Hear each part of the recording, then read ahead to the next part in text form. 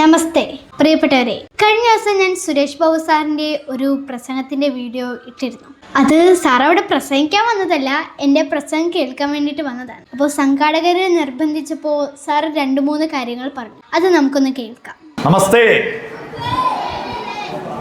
എന്താ ഈ നമസ്തേ എന്ന് പറഞ്ഞാൽ അറിയാവോ? നമസ്തയുടെ അർത്ഥം അറിയാവോ? നമസ്തേ എന്ന് പറഞ്ഞാൽ ഞാൻ എന്ന് പറഞ്ഞാൽ നോ എന്നർത്ഥം. ഞാൻ എന്ന് പറഞ്ഞാൽ നോ, മാ എന്ന് പറഞ്ഞാൽ മീ ഞാൻ. അപ്പം നമ എന്ന് പറഞ്ഞാലോ ഞാനല്ല, പിന്നെ ആരാ? തേ. തേ എന്ന് പറഞ്ഞാൽ നീ. തേ എന്ന് പറഞ്ഞാൽ എന്താ? നീ. അപ്പൊ നമസ്തേ എന്ന് പറഞ്ഞാൽ എന്താ? ഞാനല്ല, നീയാ വലുത്. നമസ്തേ എന്ന് പറഞ്ഞാൽ എന്താ? ഞാനല്ല, നോട്ട് മീ ബട്ട് യു. അതാണ് നമസ്തേന്റെ അർത്ഥം. മനസ്സിലായോ? എന്നേക്കാൾ ഞാൻ നിന്നെ ബഹുമാനിക്കുന്നു. ഇതായിരുന്നു ആ പ്രസംഗത്തിന്റെ ആദ്യ ഭാഗം. അതിന്റെ താഴെ വന്ന കമന്റുകൾ, അത് 1-2 കമന്റുകളായിരുന്നു, നമുക്കത് വിടായിരുന്നു. പക്ഷേ ഇത്ര കമന്റുകളാണ് സാറിനെ വളരെ മോശമായി പറഞ്ഞുകൊണ്ട്. എന്ത് മനുഷ്യന്മാരാ!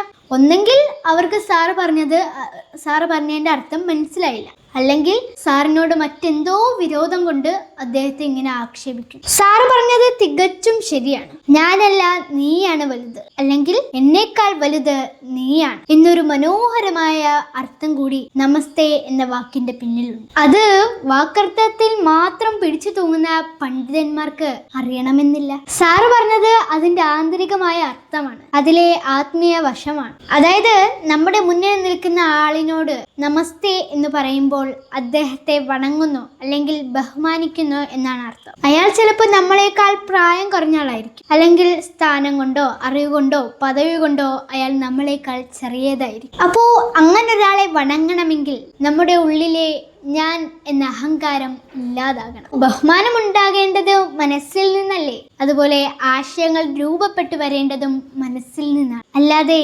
അതരവ്യായാമമോ ഭംഗിവാക്കോ അല്ല. അതാണ് സാർ കുട്ടികളോട് പറഞ്ഞത്. നമ എന്ന സംസ്കൃത വാക്കിനെ ആത്മീയമായി പിരിച്ചെഴുതുമ്പോൾ ന മമ എന്നാണ്. ന അല്ല, മമ ഞാൻ. ഞാൻ അല്ല, അതായത് ഞാൻ ഒന്നുമല്ല, എല്ലാം നീ അത്രേ. അല്ലെങ്കിൽ എൻ്റെ അഹങ്കാരം ഞാൻ ഉപേക്ഷിക്കുന്നു, നിന്റെ മുന്നിൽ ഞാൻ ചെറുതാകുന്നു എന്ന വിനയ ഭാവമാണ് ഇത്. ഇവിടെ നീ എന്നുദ്ദേശിക്കുന്നത് നമ്മൾ മുമ്പിൽ കാണുന്ന വ്യക്തിയെ മാത്രമല്ല, ആ വ്യക്തിയുടെ ഉള്ളിലിരിക്കുന്ന ഈശ്വര ചൈതന്യത്തെ കൂടിയാണ്. അതുകൊണ്ട് നമസ്തേ എന്ന് പറയുമ്പോൾ എൻ്റെ ഉള്ളിലെ ഞാൻ എന്ന അഹങ്കാരത്തെ മാറ്റി നിർത്തിക്കൊണ്ട് മുന്നിലുള്ള വ്യക്തിയെ ബഹുമാനിക്കുകയാണ് ചെയ്യുന്നത്. ഇത് നമ്മുടെ ഭാരത സംസ്കാരത്തിന്റെ ഭാഗമാണ്. ചുരുക്കത്തിൽ സാർ ഇവിടെ പറഞ്ഞതിന്റെ അർത്ഥം ഈ വാക്കിന്റെ ഏറ്റവും മനോഹരമായ ആത്മീയ വശമാണ്. അത് മനസ്സിലാവണമെങ്കിൽ വിശാലമായ മനസ്സ് വേണം. ഞാൻ എന്ന ഭാവം ഇല്ലാണ്ടാവണം.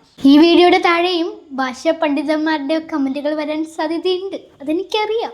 പക്ഷേ 2 കൂട്ടരെ നമുക്ക് തിരുത്താനേ കഴിയില്ല. ഒന്ന്, അവർക്ക് തീരെ വിവരമില്ല, ആ വിവരം ഇല്ലെന്ന വിവരവും അവർക്കില്ല. 2ാമത്തെ കൂട്ടര് അവർക്ക് ഒരുപാട് വിവരമുണ്ട്, ആ വിവരം ഉണ്ടെന്ന വിവരവും അവർക്കുണ്ട്. അതായത് അവർക്ക് എല്ലാം അറിയാം എന്ന ധാരണ. അപ്പോൾ ആ 2 കൂട്ടരെ നമുക്ക് തിരുത്താനേ കഴിയില്ല. അപ്പം എല്ലാവർക്കും ഒരിക്കൽ കൂടി നമസ്തേ.